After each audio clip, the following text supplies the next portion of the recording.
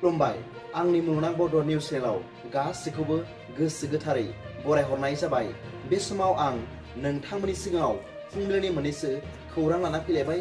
अन्नानै भिडिअखौ जोबजासिम फारि फारि नायलांदो। गिबि रादाबाव दं फुटबल खेला नायगिरिफोरनि थाखाय गोजोनथाव खौरां। देग्लाय 2024 मायथाइनि इन्डियान सुपार लिग एबा IPLआ दा बावैसो जाबावसिगोन। मानोना BCCIआ मैया समबारखालि खेला गेलेगिरि टीमफोरनि आबुं फारिलाइखौ फोसावनानै होबाय। मिथिनो मोन्दोंदि एबाराव बिसायख'थिनि थाखाय मोन 21 टीमखौल' गेलेहोनाय जागोन। फोसावनाय बायदि एलाहाबादाव थानाय नरेन्द्र मदि स्टेडियामाव सेथि क्वालिफायारखौ बरायगोन आरो इलिमिनेटर मेचफोरखौ 21 आरो 22 मेआव बरायगोन आरो नैथि क्वालिफायारखौ चेन्नाइआ 22 मेआव बरायगोन। मख'नो गोनांदि बे IPL 2024 नि फाइनाल मेचआ 26 मेआव जागोन। नैथि रादाबाव दं हलि फालिथायनि गेजेरावनो उज्जैननि महाकालेश्वर मन्दिराव अर खामनायनि जाहोनाव 4 सुबुं जोखोम। मिथिनो मोननाय बायदिब्ला मध्य प्रदेशनि उज्जैननि महाकालेश्वर मन्दिराव मैया समबारखालि हलि फालिथायनि गेजेराव अर खामनायनि जाहोनाव फुजारिफोरजों लोगोसे खमैबो 4 सुबुंफोरा जोखोम जायो। बे जाथायखौ दुखुनांथाव बुंनानै गाहाय मन्त्रि नरेन्द्र मदिआ खहा जानांनायफोरखौ थाबैनो हामनायनि हास्थायदों। फारसेथिं गिबि मन्त्रि महन यादवआ बुंदोंमोन दि थासारिखौ सामलायनाय जाबाय। बे अरा थानसालिनि गोथार थावनि सिङाव भस्मा आरतिनि समाव जादोंमोन। उज्जैन जिल्ला कालेक्टर नीरज कुमार सिंहआ बुंदों, जेब्ला गुलाल एबा गाब गोनां पाउडारखौ हलि फालिनो थाखाय गारहरनाय जादोंमोन, बेनि माखासेया फुजा थालियाव गोग्लैदोंमोन, जाय हायाव गोग्लैदोंमोन आरो अरा गोसारदोंमोन। अरखौ थाबैनो सामलायनाय जादोंमोन। फुजारिफोर आरो सेवकफोरजों लोगोसे 14 सुबुंफोरा हामदोंमोन। बिथांमोनखौ गोख्रैनो जिल्ला देहा फाहामसालियाव दैथायहरनाय जादोंमोन। बिसोरनि गेजेराव 8खौ फाहामथायनि थाखाय इन्दोरआव दैथायहरनाय जादों। थासारिया दा सरासनस्रा जाबाय आरो थानसालियाव दर्शन सोलिगासिनो दं।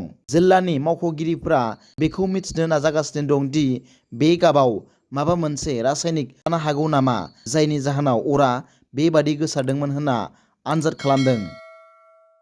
थामथि रादाबाव दं दसे समनि बांग्रियावनो जोबस्रांबाय 1000 नखरा गोख्रों बांग्रिजों। खौरां मोननाय बायदिब्ला बे गिथाव बाथाव बांग्रिया जादों पापुआ निउ गिनिया मुंनि हादराव। बे बांग्रिनि गोख्रैथिया 6.9 रिक्टार स्केलाव मावदोंमोन। बे बांग्रियाव 3 सुबुंनि जिउ खहा जादों होनना मिथिनो मोन्दों। बे बांग्रिया इस्ट पेसिफिक रिजियनाव थांनाय रबिबार फुंनि 6:25 मावजेनदोंमोन। ब्रैथि रादाबाव दं उनायाव हा गिसिखानायनि जाहोनाव हा खुरखानायाव 2 सुबुंनि जिउ खहा, 7 जोखोम। हिमाचल प्रदेशनि उना जिल्लायाव मैया समबारखालि हा गिसिखानायनि जाहोनाव गंसे थानसालियाव खारखुमानायनि जाहोनाव 2 सिबियारिफोरनि जिउ खहा जायो आरो 7 सुबुंफोरा जोखोम जायो।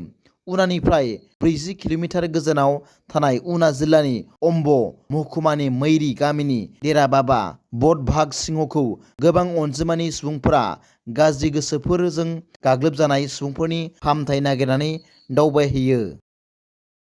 बाथि रादाबाव दं नगावआव 80 लाखसो रांनि ड्राग्स जब्द आरो 2 हमजादों। मख'नो गोनांदि मैया समबारखालि नगाव पुलिसनि लामानि चेकिंआव 2 ड्राग्स फानबायग्रा हमनो मोन्दों। लोगोसे दानि बाजाराव बे ड्राग्सनि बेसेना 80 लाखसोनि जागोन होनना पुलिसआ फोरमायदों। हमजानाय सुबुंफोरनि सिनायथिखौ आनारुल इस्लाम आरो मइनुद्दिन आहमेद होनना मिथिनाय जादों। मोनसे सोदोमस्रिखौ बिथा खालामनानै नगाव पुलिस थानानि बिबानगिरिनि दैदेननायाव मोनसे पुलिसनि हानजाया नगावआव नाका चेकिं फसंदोंमोन आरो गंसे साखा खबब्रै गारिखौ होबथादोंमोन। हमजानाय सुबुंफोरा जब्द खालामजानाय फेग्रा मुवाफोरखौ नागालेन्डनि डिमापुरनिफ्राय लाना थाङो होनना मिथिनो मोन्दों। दिनैनि फुंबिलिनि मोननैसो खौरांफोरा दा बेखिनिल'मोन। भिडिअखौ मोजां मोनदोंब्ला आंनि बे मुलुगनां बड' निउस चेनेलखौ अन्नानै साबस्क्राइब खालाम। जायफ्रा गोदानै नायदोंब्ला एसेनोसै, गोजोन्थों।